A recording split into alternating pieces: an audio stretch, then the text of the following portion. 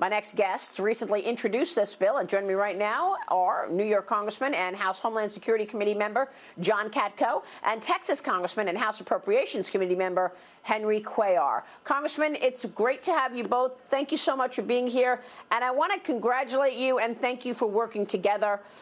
It's really great to see the two of you work the way you have, and I know, Congressman Cuellar, you've also been working with Senator Cornyn, and you've been trying to come up with solutions to this.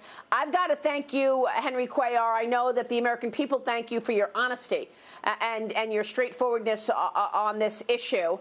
Tell us more about the bill. First off, Congressman Katko, kick us off.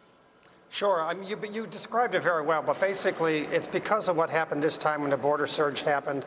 We weren't ready, and we didn't anticipate things. And so what this bill basically does is directs the Department of Homeland Security to have a plan in place in advance, have certain metrics set, so when those metrics are hit, there's a triggering mechanism that gives them access to funds, and those funds are separate funds that are kept in a trust, if you will, and to be used only to deal with these situations. What they're doing right now is taking funds from the Customs and Border Patrol operations, and including paying Border Patrol agents. So if we don't do a supplemental by the end of the year, they're not going to get paid. That's not how to operate things. We need to anticipate better, and we need to be ready better, and that's what this bill does. And I'm glad to work with Henry. If you notice, we get along so well, we even wore the same suits today. Yeah, that's funny. That's very cute. No, Congressman Cuellar, look, this is something that I've been talking about recently. A border security bill, some kind of a border security bill. Stephen Miller actually was talking about this the other night on Fox News, and I thought to myself, yeah, here we are, talking about trillions and trillions of dollars in spending every day, whether it was the $1.9 trillion COVID bill or now this infrastructure package. Where's the border security bill? Talk to us about why this is needed and what you think is most important about it. You know, we saw a surge in 2014, 2019, and John is right. We've seen this before, so what we need to do is to make sure that we have a plan, a strategy, because if we're not, then we're just going to be reactive instead of proactive. And John hit it right on the nail. You got to have a strategy. You got to have the metrics. You got to make sure you measure results, because otherwise we're just going to be behind every other step that what's happening at the border.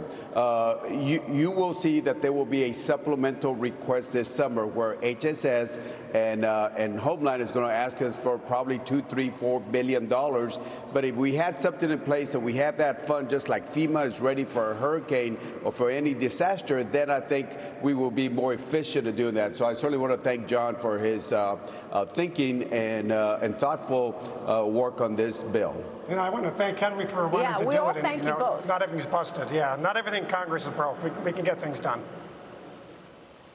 Well, I mean, that's really important that you can lay it out this way. Congressman Cuellar, are you getting pressure from your colleagues on the left that you have been so willing to work with your colleagues on the right and to actually tell the American people directly what's going on? You were, you made public some of your pictures at the border. In interviews, you've been telling us exactly what's unfolding, the crisis.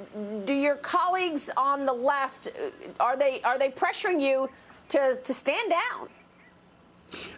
No, they're not. At least not to me. They haven't said anything because, look, I think they know me. I've always been bipartisan, and I think bipartisan is something that's so important. And this is why John and I are rolling up our sleeves, get to the work. We just can't talk about what's happening at the border. You got to come up with real practical solutions. And if you want to see a practical solution, this is what John and I have done here today. Well, what about the Democrat lawmakers setting to unveil a new bill in both the House and the Senate that would add 4 justices to the Supreme Court?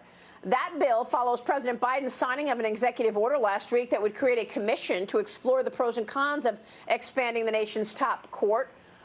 First, Congressman Katko, your thoughts on what we're seeing, because a lot of changes are happening very quickly with the Democrats in the majority, whether it be all of this massive spending. We're also getting ready for much higher taxes, not to mention all of the executive orders and the changes at the border. Your thoughts on this latest bill? Well, first of all, let's not concede that there's going to be higher taxes. I think there's a healthy amount of Democrats who do not want to raise taxes in order to pay for some far-flung things. And so I'm not so sure that's going to happen. But with respect to the Supreme Court packing issue, I agree with Justice Ruth Bader Ginsburg and Justice Breyer. They both think it was a bad idea, and they both think it's politicizes the court, and so do I. And take it to its logical conclusion. If they pass a bill to pack the court with 5 more justices or 4 more justices, what will prevent the next Democratic or Republican administration, rather, to add 10, and then the next Democratic administration to add 5? That's a very bad idea. When you politicize the Supreme Court, it's the beginning of the end of democracy, and I don't think it's going to work. And if you look at the proponents of the bill, they seem to be more left on the spectrum, and I think that's a far left idea. It's a bad idea, and whether it's from the far left or the far right, and we should oppose it. Congressman Cuellar, your thoughts? Yeah, and I certainly agree. Some of the proposals are out there are just proposals. We got to wait what some of the moderate Democrats, both in the House or even the Senate, Senator Joe Manchin, Kristen Sinema, other folks, let's see what they have to say. I think I have a very good idea what their positions are. But on the packing the court, honestly, I think it's a bad idea. Otherwise, and we've seen this in the history, it was tried many years ago, it was rejected, and I think we need to reject it again, because otherwise you're just doing the political experience. One party's in power, doesn't like what the Supreme Court looks like, so therefore they want to add. Yeah. So as John said, some years from now, the Republicans might want to do the same thing, and when are we going to stop at 50, 60, 70 members of the Supreme Court? Let's keep it, let elections have consequences. Well, unless they get through the filibuster change and H.R. 1. Some people feel if they get H.R. 1 done, we're not going to see a lot of Republicans in office. Well, we'll see what happens with respect to that. There's a long way to go with that. And again, I think Henry's right. There's a very, very, very delicate majority in the Senate of 1 vote. And there's a lot of moderates like myself and Henry on both sides of the aisle that think that these measures that are more out there on the spectrum are bad ideas, and that's where they usually go to the graveyard of politics. Let's hope it goes that way. All right, before you go, Henry, I want you to give us, because of Appropriations Committee, I want you to tell us what you're thinking in terms of how much this border crisis is going to cost. We talk so much about 172,000 people, at the border in March, 100,000 in the month of February. At some point, we're going to see real numbers. What's your take on the cost of all of this?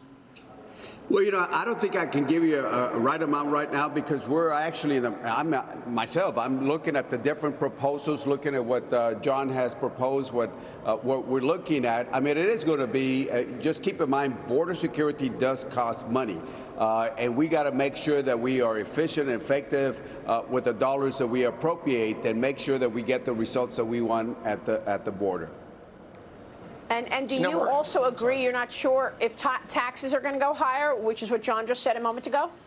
Oh, no, I agree with John. And look, it's a process. I mean, just because somebody proposes, we saw President Trump propose certain things, didn't go anywhere. We'll see the President Biden propose, and we've seen that. But with that, I'll let John take it away. Yeah, I agree with that. I think it's a long way to go. I have a lot of Democratic friends on the Problem Solvers Caucus, and I'm not speaking for them or the caucus, but I can tell you, based on conversations with some of them, taxes are not a good idea. Okay, we will leave it there. Congressman John Katko and Henry Cuellar, we appreciate both of your work, and we'll be watching that bill related to the border. Thank you, sirs.